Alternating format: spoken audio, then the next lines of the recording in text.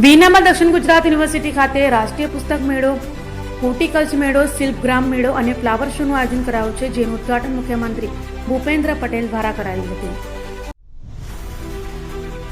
દક્ષિણ ગુજરાતના આર્થિક અને સાંસ્કૃતિક પાટનગર ગણાતા સુરત શહેરમાં સાહિત્ય, કલા અને પ્રકૃતિનો અદ્ભુત સંગમ રચવા જઈ રહ્યો છે. સુરત મહાનગરપાલિકા દ્વારા વીનામાં દક્ષિણ ગુજરાત યુનિવર્સિટીના મેદાનમાં 22 ફેબ્રુઆરીથી 1 માર્ચ દરમિયાન સ્વામી વિવેકાનંદ રાષ્ટ્રીય પુસ્તક મેળો, હોર્ટિકલ્ચર મેળો અને ફ્લાવર શોનું ભવ્ય આયોજન કરાયું છે.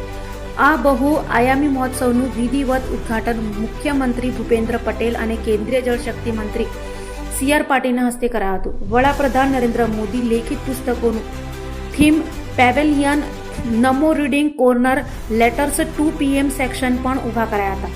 તો શિલ્પગ્રામ મેળામાં હસ્તકલા અને હાથશાળાના કારીગરોની કલા જોવા મળી હતી.